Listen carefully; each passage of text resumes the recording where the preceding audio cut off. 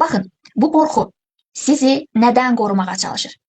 Mesela adım atmaktan korktun. Bu korku danışa bilseydi size ne diyerdi? Mesela adım atmaktan korktun. Bu korku danışa bilseydi ne diyerdi? Konfor alanından çıkma. Evren o kadar da rahat değil. Yani bildiğinle git diyerdi mesela. Böyle bir şey diyerdi. Bu korku sizi neden korumaya çalıştı? Mesela bu korku beni neden korumaya çalıştı? Hə, məni utanmaqdan, məni rəzil olmaqdan qorudu. Mesela belə bir şey deyə bilərsiniz. Mesela məni bundan qorudu. Baxıram, rəzil olmaq kimi qorxum var. Onun üçün addım ata bilmədim. Bu nədən gələ bilər? Bunun kaynağı uşaqlıqdadır. Ne zaman sen bir adım attın ve insanlar seni qınadı ve sen rəzil oldun. Ve o zaman sen bu qorxunu kod olarak aldın, qəbul etdin ve kod neçə yaşın olur olsun, hələ də davam edir.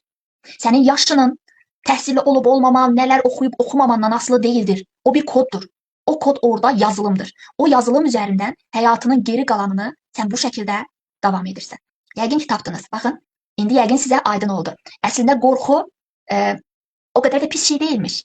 Qorxu rüsvay olmaktan, terk edilməkdən, uğursuz görünməkdən sizi koruyan bir mekanizmadır. Niye korudu sizi? Bir zamanlar mesela ben səhnəyə çıxdıqda sözü yanlış dedim. Herkes məni ələ saldı, mənə güldü, qorxdum, utandım. Utandıktan sonra belə bir bilinçaltı kaydım oluştu. Mən səhnəyə çıxdıqda rəzil olacağım. Bu bir qorxu olarak bilinçaltıma itildi, orada kaldı. İndi hər dəfə addım atmaq istəyəndə bunun bilincində olsam da olmasam da o balaca Gülnarın ağlına hər zaman o gəlir. Danışma, rüsvay olacaqsan. Sözünü demə, utandırılacaqsan. Danışma, səhv olacaq. Bu bir mekanizmadır. Bu bir koddur. Bu bilinçaltı bir koddur. Onun için əslində qorxu səni rüsvay olmaktan qorudu. Qorxu səni orada utanmaqdan qorudu və qorxu səni uğursuz görünməkdən qorudu. Qorxu düşmənimiz deyildir. Qorxu bizi qoruyan bir mekanizmadır. Yəni problem qorxuda yox, onun məqsədindədir. Yəni o köhnə məqsəddədir. Baxın, demək ki, beynimiz bizi qorumaq üçün bizi kiçik tutar.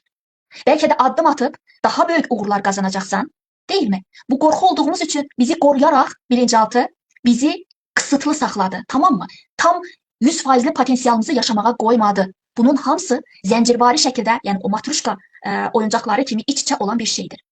Uşaqlıqda yaşadığın bir qorxu hələ də həyatında səssizcə təzahür edir, tamam mı? İndi